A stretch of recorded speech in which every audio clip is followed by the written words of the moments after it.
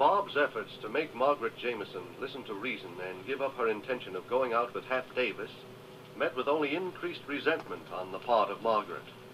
She refused to listen to the man whom she feels is responsible for the greatest sorrow of her life, the discovery that Chet Andrews had made her acquaintance merely for the purpose of investigating what she might know about the political machine that has made her father city manager of Monroe. Margaret's hatred of Betty and Bob seems to be something that will catapult her into a tragic life from which there may be no return. Betty and Bob realize this fully, and late tonight, as they sit before their fireplace. Margaret certainly let me have it, between the eyes. You still look a little bruised, darling. No, it really hurt me when she told me to tell my conscience that everything was all right. Hat Davis was the perfect man for her. Maybe I shouldn't have gone over to see her. She got so mad at me. No, she'd be mad at anybody right now. You or me. Well, I suppose she's maddest at Chet, though. Gosh, if he isn't a hopeless lover, I never saw one. I remember seeing one quite as hopeless. Who? Now, don't tell me that when Chet was here the other night and told us about sitting on Margaret's doorstep waiting for her to come home, that it didn't rouse old memories. Of what? That's right. You're probably ashamed of it. That's why you don't remember it.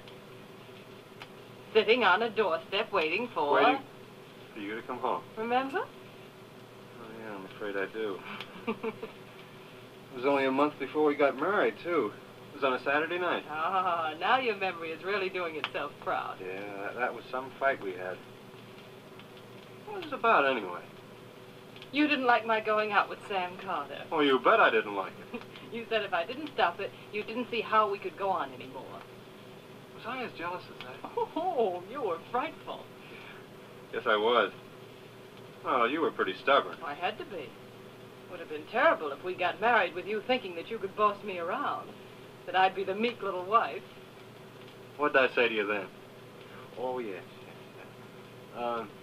Under the circumstances, Betty, I'm afraid I'll have to give you up. This is the end, unless I hear from you. The exact words. Yeah, that was quite a renunciation, giving you up. Oh, because of Sam Carter. He was a funny little geezer. You leave Sam alone. What'd you ever see in him, anyway? He was so pompous and important. He gave me a stiff pain. I know he did. Say, whatever became of him, anyway? Didn't you hear? Now, hear what? He went out west and went into politics. Why, even the Trumpet ran a little item about it. He's a boy senator from out west. Sam Carter? Mm-hmm. Say, that's right. There is a Senator Sam Carter, but not the Sam you knew. The same Sam. The Sam you knew. Oh, I can't believe it. Why, even then he was nothing but a stuffed shirt, a guy who just used a lot of big words and loved to listen to himself talk. Sam was very smart. And I guess a lot of other people think so, too, now. Oh, it couldn't be the same Sam. Well, I'm sure we've got his picture over in the files at the Trumpet. I'll send for it in the morning. Oh, I'm not that interested. Sam Carter. Who'd ever thought he'd get anywhere? Well, I did. And I think you're very ungenerous, assuming that just because he liked me, he couldn't amount to much. Liked you? He was in love with you. Let me tell you, every time I saw you with that... Don't say it. Oh, I just couldn't stand it. Oh, you're still jealous. Well, you bet I am. I am jealous of every second you ever spent with Sam Carter or anybody else. Here I am, married to you for quite a while. We've got a couple of kids. We get along wonderfully together. Yes, I do, darling. And now that I think back about the time you used to spend with Sam Carter and a couple of those other fellows, why, I feel like... Renouncing me all over again. Yeah. I mean, you cheated me out of an awful lot of hours with you, darling. Did I?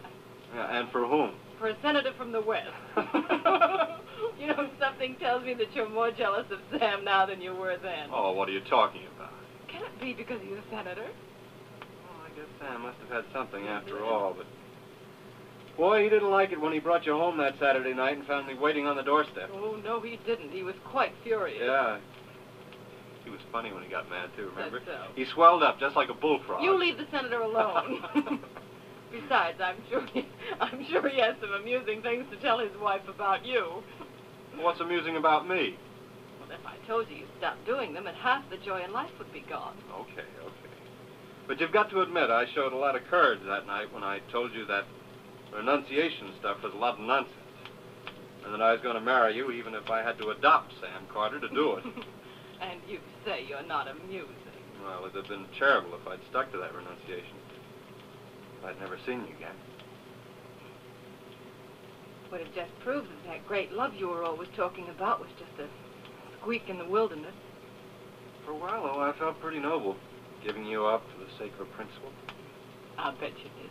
But when I figured that it would turn out to be more for the sake of Sam Carter, well, I changed my mind. I was glad you did. The senator wouldn't. Is he really a senator? Yes, darling. Gosh. Bob, look out. Claire's coming down. Huh? Hello, Claire. Anything the trouble? No, I just couldn't sleep. I'm sorry if we were talking so loud that we... No, I didn't even hear you. Oh, it's a good thing you didn't. I just thought I'd come down and get a book and read a while. You feeling all right, dear? Yes. Yes, I'm just a little restless, that's all. You worried about anything, Claire? No. No, you know how it is sometimes. You just lie in bed and your mind keeps going round and round and you can't fall asleep. Of course, darling. That's all that's the matter. I was just getting more wide awake every second. What would you suggest I read, Betty? Oh, just sit here and talk with us for a while, Claire. That'll make you sleepy in no time at all. Come on, sit over there by the fire. It's a lovely fire, isn't it? Beautiful. Stop frowning, Claire. Oh, am I frowning? Yes, it makes a big cleft in your forehead. It's not very becoming. I guess I might as well admit something to you. What is it, dear? The reason for my keeping awake. I keep thinking about Chet Andrews. Chet? Why? I don't know why. I've just got a strange feeling that he's in trouble. He isn't, Claire. That's my feeling. Oh, I guess that's because I haven't seen him for quite a while. He used to come around so often. Do you know what he's doing? Well, he spends most of his time at home, I guess, working on a story. You know he works very hard, dear. Oh, then he's bound to be successful, isn't he? He can't miss, Claire. Funny, isn't it? Funny that I should feel that way. You mean that Chet's in trouble? Yes. What? It's more than just a feeling. It seems like an absolute fact. Well, it isn't, Claire. Well, it'd be more reassuring if you'd have him over to dinner some night. Well, he'll be over to dinner sooner than you think. I'm afraid I am sleepy after Well, all. of course you are. I don't think I'll need any book to put me to sleep now. I told you a couple of minutes with us would do the trick. Good night. Good night, dear. Good night, darling. Now take it easy going up those stairs. Oh, I take everything easy these days. Night. Well, Betty, it won't be long now, will it, before there'll be another baby in the house? Claire's going to make a wonderful mother, though. Oh, she's had some pretty good training. Helping Mother take care of the twins. I don't think she's quite aware of it, Bob, but it's pretty obvious, isn't it? Yeah. Her interest in Chet is a great deal more than that. And Chet's interest in Margaret Jameson. Going to be a lot of heartbreak all the way around. The kind of heartbreak that neither of us have ever known. I guess not, Betty. And you're complaining about the anguish you suffered on account of Sam Carter. Senator Sam Carter.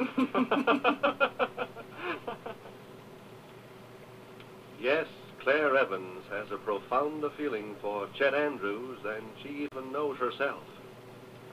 But as yet, she is blissfully unaware that Chet's interest has turned toward someone else, Margaret Jameson.